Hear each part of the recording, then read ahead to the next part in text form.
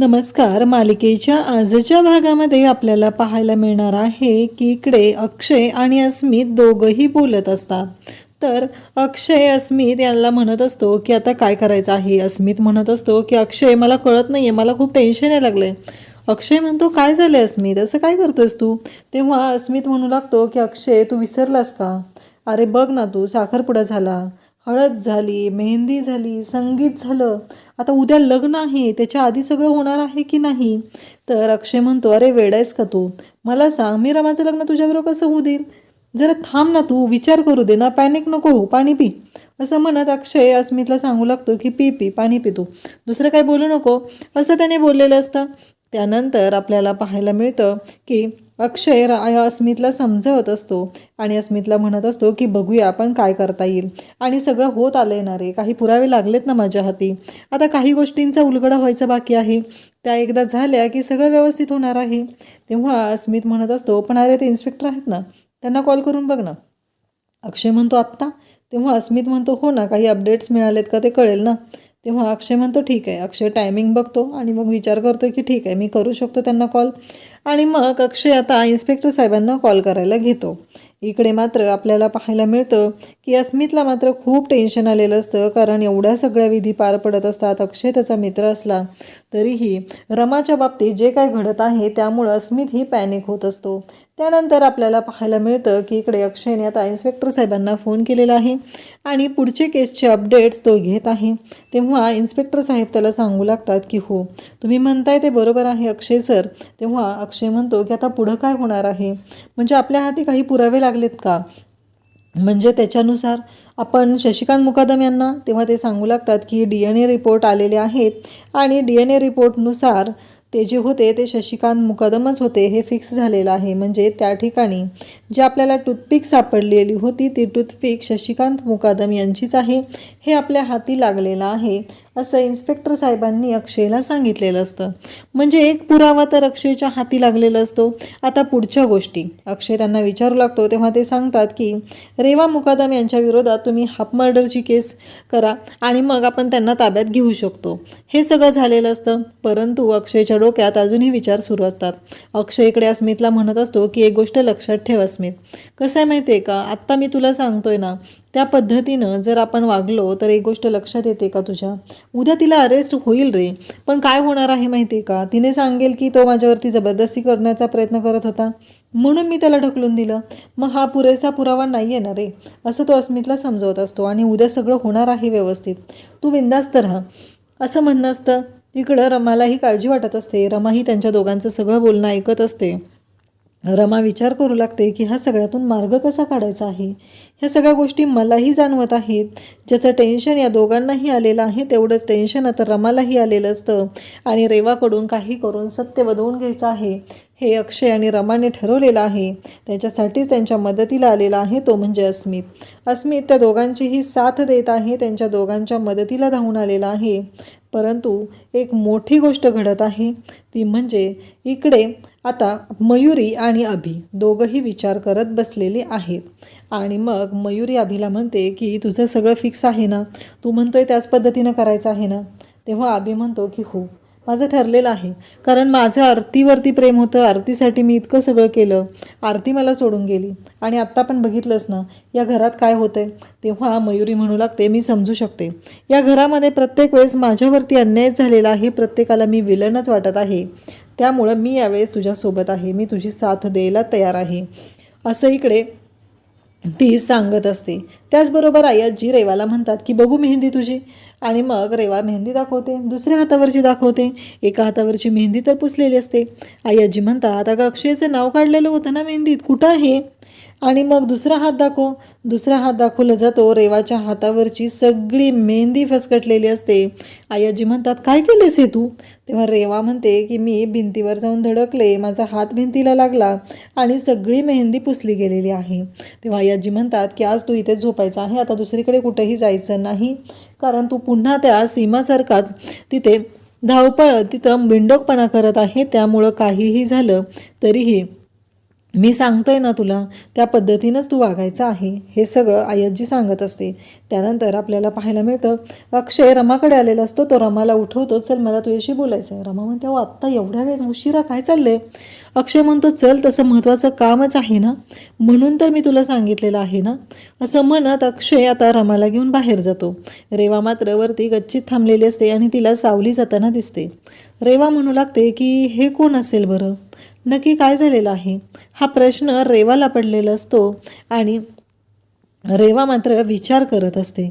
त्याच वेळी आपल्याला पाहायला मिळतं की रेवा पाहते, म्हणते चोर तर नसेल ना, असा विचार रेवाच्या डोक्यात चालू असतो आणि रेवा मात्र पक्की घाबरलेली असते. तिला कळायचं बंद झालेलं असतं की हे सगळं काय होतंय, आपण जर याच्यामध्ये सापडलं गेलं तर, आणि चोरांनी आपल्याला पकडलं तर, असे विचार आता रेवाच्या डोक्यात सुरू झालेले असतात. आणि रेवा म्हणत असते आपल्याला जाऊन पाहिलं पाहिजे, असं ती म्हणत खाली जाते. तोपर्यंत अक्षय आणि रमा लपत लपत एका झाडाच्या तिथे जातात आणि तिथे थांबलेले असतात. तर अक्षय म्हणू लागतो की मी आता इन्स्पेक्टर साहेबांना फोन केलेला. तेव्हा रमाला म्हणू लागते की हो मला माहिती आहे, मी तुमच्या दोघांचं सगळं बोलणं ऐकलेलं आहे, पण एवढ्या रात्रीचं तुम्ही हे सांगायला मला इथं बोलवलेलं आहे. तेव्हा अक्षय म्हणतो काय करणार ना, माझ्याकडे ऑप्शनच नाही आहे ना, म्हणून तुला बोलवलेलं आहे, असं अक्षय सांगत असतो. तेव्हा रमा म्हणत असते बरं ते ठीक आहे, पण पुढे आता? तेव्हा अक्षय म्हणतो की आता उद्याचा प्लॅन आपल्याला व्यवस्थितच करायचा आहे, असं अक्षयचं म्हणणं आहे आणि त्या पद्धतीनंच अक्षय बोलत आहे. त्याचबरोबर अक्षय म्हणत आहे की रमा उद्या लग्न होणार आहे. इकडे रेवा आता बाहेर आलेली असते. रेवा विचार करत असते की हे सगळं काय झालेलं आहे, म्हणजे इथं कोणतरी होतं, मला आता चुळबुळ ऐकायला येते. त्याच वेळीस तिथं मागून मयुरी येते आणि मयुरी रेवाच्या तोंडाला दाबून तिला खेचत घेऊन जाते, कारण मयुरीच्या मागं उभा असतो तो अभि. दोघंजण मिळून तिला घेऊन जातात आणि इकडे अक्षय रमा बाहेर येतात. पाहतात तर काय, तिथं रेवा नसते आणि नेमका अक्षयच्या पायावरती रमाचा पाय पडतो. अक्षय जोरात किंचाळायला लागतो. रमा म्हणते काय झालं आता? तेव्हा अक्षय म्हणतो अगं पाय तरी काढ ना, मला काही सुचना गेले. मग रमाने अक्षयचं तोंड दाबलेलं असतं आणि रमा अक्षयला म्हणत असते की काय चाललंय नक्की हे. तेव्हा अक्षय म्हणत असतो काही नाही चाललेलं. आणि त्यानंतर आपल्याला पाहायला मिळतं की इकडे आता रेवाला किडनॅप केलेलं आहे आणि तिथं मयुरी उभी आहे आणि मयुरी मग रेवाला ओरडू नको म्हणते. ती हू करून चालू असतं, कारण तिच्या तोंडाला चिकटपट्टी लावलेली असते. आणि मग मयुरी तिच्या डोळ्यावरची पट्टी काढते आणि म्हणते बोल काय बोलायचं आहे. तेवढ्यात अभिही तिथं दरवाजा उघडून आत आलेला असतो आणि त्यांना पाहून रेवाला धक्का बसतो. रेवा म्हणते म्हणजे तुम्ही लोकांनी मला किडनॅप केलं आहे? तेव्हा अभि म्हणतो आमच्याकडे कोणता पर्यायच नव्हता ना, तुला मी खूप वेळा समजून झालं, पण तुला माझं ऐकायचंच नाही आहे, तर मग मी काय करणार होतो सांग ना, असं अभि बोलत असतो. आणि तेव्हा मात्र इकडे रेवा म्हणत असते की काय चाललंय हे सगळं. तेव्हा अभि म्हणतो की बरोबर आहे, तुला काहीतरी बोलायचं आहे ना माझ्याशी, थांब जरा मी तुझ्या तोंडाची पट्टी काढतो. इकडं मयुरी म्हणत असते नाही रे अभि, नको काढूस तिच्या तोंडावरची पट्टी. तेव्हा अभि म्हणतो कसं आहे माहिती आहे का, काही झालं तरी माझं तिच्यावरती खूप प्रेम आहे गं, तिला काय बोलायचं आहे माझ्याशी ते तरी कळू दे मला, असं म्हणत अभिने रेवाच्या तोंडावरची पट्टी काढलेली असते आणि अभिने सांगितलेलं असतं की बोल. तेव्हा रेवा म्हणते की अरे अभि असं काय करतोय, माझं तुझ्यावर किती प्रेम आहे तुला माहिती आहे ना. तेव्हा अभि म्हणत असतो हो ना माहिती आहे मला, तुझं माझ्यावरती खूप प्रेम आहे. आणि रेवा म्हणत असते आपण हे सगळं मुकादम कुटुंबासाठीच करत आहोत ना. तेव्हा अभि म्हणतो हे बरोबर आहे, तू मुकादम कुटुंबासाठीच करत आहे, पण एक गोष्ट लक्षात ठेव ना, अगं अक्षयची मेमरी गेलेली आहे, आत्ता त्याला आठवत नाही आहे रमा, पण जेव्हा त्याला रमा आठवेल तेव्हा काय करणार आहेस तू. तेव्हा इकडे रेवा म्हणते तोपर्यंत तर रमाचं लग्न झालेलं असेल ना, मग तो काहीच करू शकणार नाही, मग त्याला माझ्याशिवाय दुसरा कोणताच पर्याय नाही. तेव्हा अभि म्हणतो हे खरं उत्तर आहे तुझं आत्ता आलेलं, म्हणजे तुला माझ्याशी काहीही फरक पडत नाही. एक गोष्ट लक्षात ठेव, आधी आरती होती, आरतीवर मी खूप मनापासून प्रेम केलं, आरती गेली आणि माझ्या आयुष्यात तू आली. मला आता एका प्रश्नाचं खरं उत्तर हवं आहे की तुझं माझ्यावर खरंच प्रेम आहे का. आणि आता रेवा मात्र गडबडते, तिला काय बोलायचं काहीही कळत नाही आणि ती घाबरल्यासारखी करू लागते.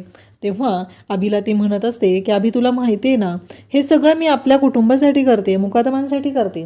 अभि म्हणतो ठीक आहे, तुला मुकादमांसाठीच करायचं आहे ना, उद्या लग्न होणार, पण ते लग्न होणार आहे ते तुझं आणि माझं. उद्या तुला तयार व्हायचं आहे, तेही आपल्या लग्नासाठी. तू मुकादम घरातच येणार आहे, मुकादमांची सून होणार आहे, पण तू माझी बायको म्हणून या घरात येणार आहे. कारण तू विचार कर ना, अक्षयनं तुझ्यावर कधीच प्रेम केलं नाही. त्याचं तुझ्यापेक्षा कितीतरी पटींनी रमावर जास्त प्रेम होतं आणि तू मात्र त्याच्या मागे मरत आहेस. मी तुझ्यावर जीव ओवाळून टाकला आहे. आरती गेली त्यानंतर मी फक्त आणि फक्त तुझा विचार केलेला आहे. मी फक्त आणि फक्त तुझ्यावर प्रेम करत राहिलो आणि तू मला फसवत आली. गेली इतके दिवस झालं तू मला फसवते, तरीही मी शांत आहे.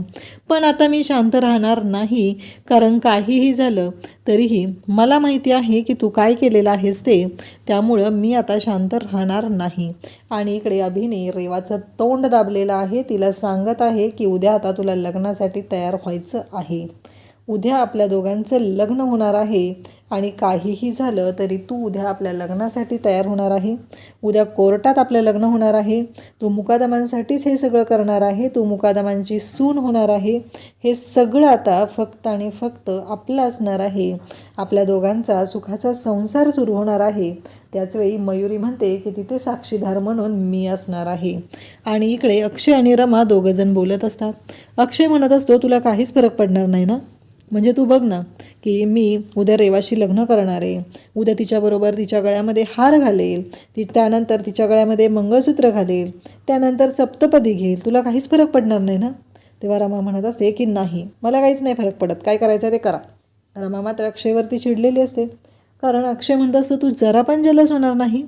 तेव्हा रमा म्हणते की नाही, मी का जलस होऊ, असं रमाचं म्हणणं असतं. तेव्हा अक्षयला ती म्हणत असते की मला नाही काही फरक पडणार, कारण कशासाठी मी जलस होऊ ना. ठीक आहे, तुम्ही करताय लग्न तर. इकडे रेवाच्या बाबतीत मात्र अभिने ठरवलेलं आहे की आता ह्या रेवाला दाखवून द्यायचं आहे की ती काय केलेलं होतं तिने, आणि आता तिला त्याचं काय प्रायश्चित्त भोगावं लागणार आहे. हा सगळा प्लॅन अभिने केलेला असतो आणि अभि भयानक असा चिडलेला असतो आणि तो म्हणत असतो की काहीही झालं तरीही मी आता शांत राहणार नाही, कारण तू मला फसवलेलं आहे. मला खरं सांग, तुझं माझ्यावर प्रेम आहे की नाही. हे अभिचं मात्र सुरू असतं. रेवाचं तोंड दाबलेलं असतं. रेवाला तो अगदी ब्लॅकमेल करत असतो, टॉर्चर करत असतो आणि रेवाला म्हणत असतो की उद्या लग्न होणार आहे, तेही आपलंच होणार आहे.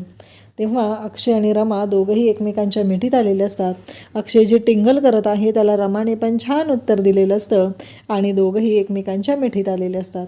तेव्हा अक्षय म्हणतो की उद्याचा एक दिवस, उद्यानंतर आपण दोघं कायमस्वरूपी एकत्र असणार आहोत. आपल्याला दोघांना कोणीही या सगळ्यातून कोणीही त्रास देणार नाही, आपण कायम एकत्र असणार आहोत, असं अक्षय बोलत असतो. त्यावेळेस रमा मात्र म्हणत असते की हो. आणि त्यानंतर आपल्याला पाहायला मिळतं की उद्याच्या भागामध्ये शशिकांत मुकादम सर्वजण आता शोधत आहे, रेवा कुठं गेलेली आहे, रेवा कुठं गेलेली आहे, हा प्रश्न सगळ्यांना पडलेला आहे. त्याच वेळेस आयाजी इकडे अभिला विचारते, रेवा कुठं आहे, तुला सापडली का. तेव्हा अभि म्हणतो की मी सगळीकडे पाहिलेलं आहे, पण मला रेवा कुठं सापडलेली नाही. इकडे शशिकांत मुकद्दमची अवस्था भिजलेल्या मांजरीसारखी झालेली असते. आयाजी विचारते, काय झालं शशिकांत. तेव्हा शशिकांत सांगू लागतो की आई, जुगारामध्ये मी आपलं हे घर, मुकादमांची फूड कंपनी, आपली सगळी प्रॉपर्टी मी हारलेलो आहे. रेवाच्या आईने मला हरवलेलं आहे आणि ही गोष्ट जेव्हा पार्वतीला कळते तेव्हा तिच्या पायाखालची जमीन सरकते, कारण शशिकांत मुकादम, पार्वती मुकादम, सर्व मुकादम हे भिकारी झालेले आहेत. आता त्यांच्याकडे राहायलाही जागा नसणार आहे, राहायलाही घर नसणार आहे आणि आता अशा परिस्थितीमध्ये मुकादमांवरती खूपच वाईट वेळ येणार आहे. पण अक्षयने ऑलरेडी एक घर घेऊन ठेवलेलं होतं. ते गावाकडचं घर रमाच्या नावावर आहे. अक्षय आणि रमाचा सुखाचा संसार त्या घरात सुरू होणार आणि इकडे रेवाच्या आईची गुलामी करण्यासाठी शशिकांत हा सज्ज झालेला असणार आहे. अशाच अपडेटसाठी चॅनलला सबस्क्राईब करा. थँक्यू.